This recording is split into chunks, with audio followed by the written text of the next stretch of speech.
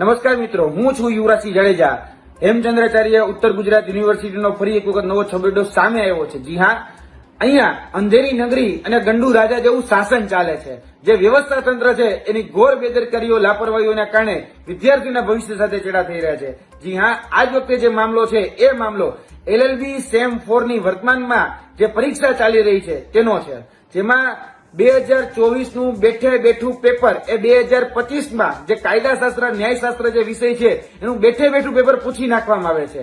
કોઈ જ પ્રકારનો ચેન્જ એમાં કરવામાં નથી હોતો, ન સમયનો, ન યરનો કે કશો જ ચેન્જ કર્યા વગર આખે આખું પેપર, પ્રશ્નો જે છે એ જ બેઠા બેઠા પ્રશ્નો સીધા જ 2025 માં પૂછી નાખવામાં આવે છે. એટલે કોઈ જગ્યાએ કોઈ જ વ્યક્તિ એ તસ્દી લેવા માટે જવાબદાર નથી. આમાં જોવા જઈએ તો દરેક જગ્યાએ લોકોની જવાબદારી બનતી હતી. સૌપ્રથમ HNGU ની જવાબદારી બનતી હતી, પરીક્ષા નિયામકની જવાબદારી બનતી હતી, અને ત્રીજી જે તે કોલેજોમાં જયારે પેપર આવ્યું ત્યારે એની પણ જવાબદારી બનતી હતી કે આપણે ક્રોસ ચેક કરી અને પછી વિદ્યાર્થીઓને પેપર આપીએ.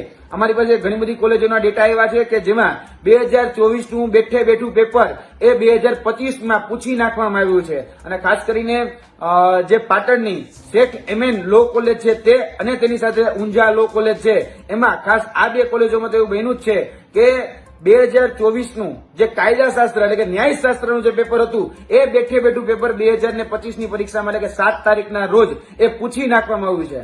એટલે આ ઘોર બેદરકારીના કારણે, લાપરવાહીના કારણે, અંધેરી નગરીને ગંડુ રાજાને જેવું શાસન છે એને કારણે આમાં વિદ્યાર્થીઓના ભવિષ્ય સાથે ચેડા થઈ રહ્યા છે અને કોઈ જ જગ્યાએ આનું સંજ્ઞાન લેવામાં નથી આવતું. એટલે કે આ વિડીયોના માધ્યમથી સરકાર અને તેની સાથે સાથે જાહેર જનતા જોગ મેસેજ પહોંચે તેની સાથે સાથે અમે ઈમેલના માધ્યમથી HNGU ને પણ આની ફરિયાદ કરીએ છીએ કે તાત્કાલિક ધોરણે આની ઉપર કાયદેસરની કાર્યવાહી કરવામાં આવે અને વિદ્યાર્થીનું ભવિષ્ય ન બગડે એવા પગલા લેવામાં આવે.